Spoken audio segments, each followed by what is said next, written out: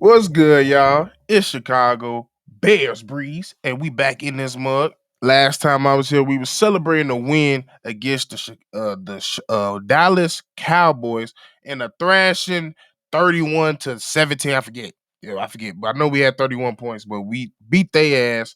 And then we had to come in and face the Las Vegas Raiders. We all watched it. It was a hell of a game. It was a tale of two halves. First half was some trouble. First half was the Max Crosby game, and then the second half, you just found a way to win.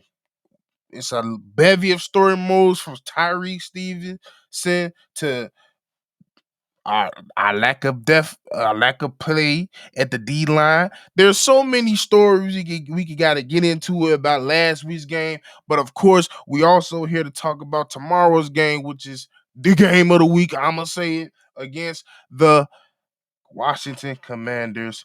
As y'all know, the game that blunted our whole season last year in the Hail Mary game. But we're gonna rewrite the wrong. We're gonna talk about everything, talk about some returning players coming in, talking about some players that are injured. And yeah, let's get straight into it. So like last time we was here, we was talking about the impressive win against the Dallas Cowboys, and it's on to the next one. And the next one was the Las Vegas Raiders. Now coming into that game, there was 1-2. Of course, the Geno Smith, as well as they rookie running back in Ashton Gency, Max Crosby, who got paid over the all season. Those the main guys that we all know about. Those the main guys we was worried about. Now coming into the game, I made it evident that I wanted to see a lot of pressure on this defense. I mean on this offense, which is the Las Vegas offense. A lot of pressure on that Vegas O line because I would say, based on this tape that I've seen, especially against the teams they played in those first 2 weeks, the guard play at the Vegas O line was spotty and questionable at best. And I felt like this was the type of game for our D line to get together, build some confidence, string on a couple sacks, and we could push that along into the bye week on to this week's game, tomorrow's game against the Commanders. But as we know, it was not like that. I think, if I'm not mistaken, we only got one sack for the whole entire game. Let me double check and see who it was about. I don't even think we got a sack. But at the end of the day, the type of pressure that I was expecting and damn near demanding from Montez Sweat and the rest of our D line, we just did not get. We just did not get. And that's been a problem. Deo Adingbo didn't have a much of a game, I would say. For the most part, the players that stepped up on the defense, as usual in that game, was the linebackers in the secondary. Tremaine Edwards has 6 tackles, 5 assisted. Kevin Byard had 5 tackles, 2 assisted, as well as two big interceptions. Who he was probably, if not the star of the game.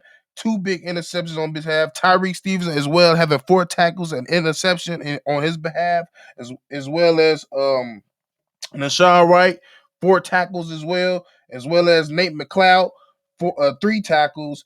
Andrew Bill is the number one guy on that D line that showed up on the stat sheet having 3 tackles alone, no assisted.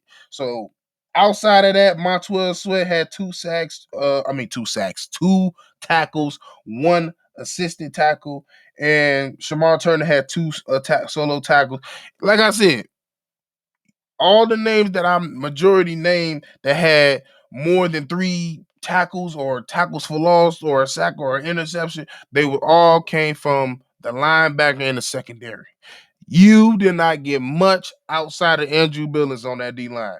And Andrew Billings, we all know he's that motherfucker when it comes down to stopping the run. And he did an okay job when it came down to that.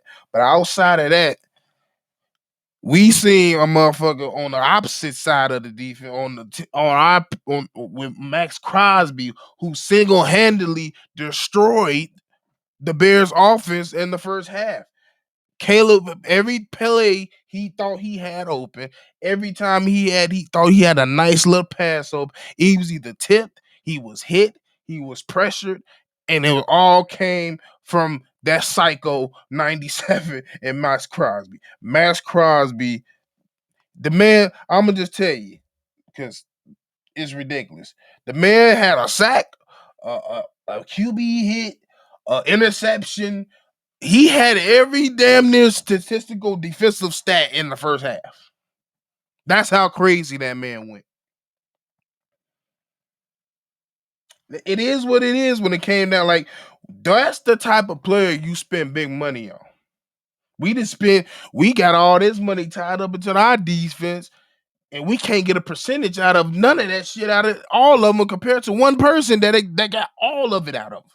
That's the type of Vegas know what they was doing when they was paying Max Crosby.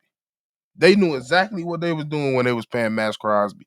But hey, it is what it is. We saw it, but that was the first half. Now the second half, we knew we had to go back into we had to lock in. Now, of course, from the coaching perspective, there were some questionable calls. There was some questionable thought process. We all been saying that. I've been saying Ben Johnson gets in this mode where he lets analytics take over. When it's time to run, he just don't sometimes understand we can't run. Now I do understand that our guard play at sometimes, and sometimes our offensive line playing the run can be spotty. So it's not all the way on the running back, and it's not all the way on the coordinators. It's not all the way on the O line. They almost take terms of when they want to fuck up. But when it came down to it, Ben Johnson just need to understand his personnel usage. And I think that's a simple fix, especially going on to this weekend.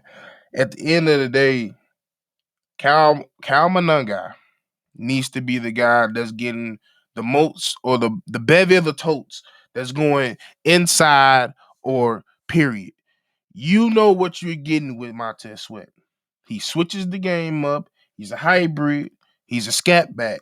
You can mix him up and throw the defense off, throw him in a passing game, use him as a Swiss Army knife. That's what you can use with DeAndre Swift. But it's clear and evident when you move or you run a inside run type of run and you use Cal Nunn you get more bang for your buck. You just do. He got better vision, and then he also has the mindset if he don't see a hole, he gonna make a hole. That's the type of that's the type of running back that should get majority of the toes. I'm not saying that we shouldn't use Montez Sweat at all, because I think in spots, in spaces, in certain situations, you can use him. But as an every down back, especially going up the middle, you're just beating a dead horse. He's never going to be good at it, and quite frankly, you're just probably going to risk injuring somebody, not even him as well as the guards. Because why you're being a dead horse? He's not a guy that can run up the middle. He's never been that guy. We've seen him on Philly and Detroit, who's had some of the best O lines we've seen in recent history, and he's done the same. He got the same characteristics. He wants to bounce out. He wants to get all shifty. He don't have great vision, and that's just what it is. Cal Managa is your best bet. I'm not saying Cal Managa is the end all be all or should be our quote unquote answer, but I feel like he could be the answer for this year until you decide to, go for a trade if that's what you want to do. But that's my thoughts on that. But as the defense is the king of this game. They the champions of this game. Without the defense, we don't win this game. Like I said earlier, Tyrese Stevenson had built on another great performance that he had in Dallas. He stepped up in the role of Jalen Johnson being the number one cornerback, and especially going into this week against the Commanders, it feels really good for him to get scorched the way he did in Dallas. Take it personal, and then not Dallas. He got scorched in Minnesota, and then take it personal. And then the next two games, he made it a mission. He got a pick in each game after after the first game of the season, and he not getting cooked no more. He took it personal. You're not seeing a lot of dumb penalties on his behalf, and that was another thing. Last year he'll have a good play, but then you'll get a dumb PI. If I'm not mistaken, I think he has one PI, maybe two, this whole season, and it's not in the past 2 weeks. So for him to have that whole blunder that he did have in the Commanders game, and then you hear the way he been talking throughout the week about how his thoughts process going into Commander game, him realizing and taking accountability, like, yeah, I messed up. A lot of the things that happened in that game was on me, and right now he could be he's in the perfect stride going into this game. He's playing sound football. He's playing fast. He's playing reactive, and he's disciplined. That's what we've been wanting from him, and that's credit to our new coaches, especially our cornerback coaches for sure. But that's we pretty much cover. I'm not gonna harp on the end of the game. We all seen it. A hell of a game. We found a way to win. Shout out to Caleb Williams. Wasn't the prettiest game, but at the end of the day, it's the NFL. There's going to be games on Sundays that you just going to have to find a way to win. And at the end of the day, he found a way to win at the turning the ball over once. He made some plays downfield to his players, and he got it. He got Cairo in a promising position, and he executed. That's what we can. That's all we can ask from our quarterback. But now going into this week, it's a little different now. Now, and we all know, let's get straight into the injuries now. So we all know going into Commanders, probably the biggest blow, pause, that we're going to take from this team is we will not be going into battle with our safety, Jaquan Brisker, who's dealing with a quad injury. Now, I didn't know he got hurt in the last game. I don't remember him getting hurt in the last game, but I don't think he's going to be playing in this game. As far as I'm concerned, now it could be changed happening towards the end of the towards tomorrow because I am making this is on Sunday. But double checking the injuries, he actually, now that I'm looking at it, I think he might be good to go because I don't see him. The only people that I'm seeing on the injury reserve on the IR is I'm sorry. Let me stop. Not Cal Monongar because I know somebody just grabbed their chest. Karen Amagaje. Now, Austin Booker is expected to return this week as well as TJ Ezra, as I mentioned in the intro. But outside of that, I think Grady Jarrett might be out, and that's pretty much it in terms of like. And I don't think Carson Loveland is going to be able to play, but he did play. He did have a full practice Saturday, so I think he's going to be a game time decision. We definitely will need him and would like for him to be playing. So hopefully he can get it going. But as of right now, Carson Wentz did play a whole full practice of Saturday, so I think he's still listed as questionable, but I think that's a game time decision. But what do I expect coming into this week's game, tomorrow's game against the Commanders? So the whole hoopla revenge thing, I'm not looking at it in terms of that hurt.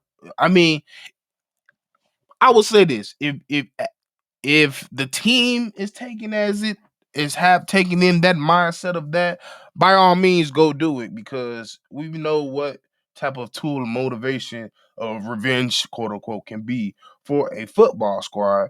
But I mean, just listen to how people play, like listen to how people talk about it. They're not really looking at it like that. They kind of looked at it like we had that game won, and because we didn't execute in the final moments on a couple plays, we lost the game. And that's what I kind of look at it again this week. This is a game that I don't think it's, well, we're going to whoop their ass. We're going to wipe the floor. No, we have a lot of respect for this team. This team has beaten some proven commodities, especially getting a win over the Chargers in last week, who's been relatively hot until now. But yeah, they got some good wins over some good teams. But at the end of the day, I think it's going to be a close game. I probably think we win by one score, if not 3 or 7 points. But we do know that Tarek McLaurin don't look like he's going to be playing. He's dealing with a quad injury. And that's an advantage that I think we should take of. Jaden Daniels still you can still tell that right. I don't know which knee it is, but that knee is still affecting me. He has a big knee brace on it. So all I gotta say is make his ass roll out left. Do not let him roll out right and hit his ass. That's the only way I could say we could come at it. That's the proper way we should come at him because if he gets comfortable and he gets to throwing with no pressure behind him, he just gonna pick us apart. So at the end of the day, we need to hit him. I'm not saying get dirty with him. I'm not saying that. I'm just saying play sound football, hit him. D line, I don't know where the fuck y'all been at, but it's been the bye week. I'm sure the coaches have gotten in y'all ass. I need results from Dio, from Grady Jarrett if he plays, from definitely from fucking Montez Sweat. Austin Book, I hope they saying he look like he gonna play. I think he could be a big help for sure. Um, as well as Govon Dexter. I'm expecting more from you as well. You a second round pick.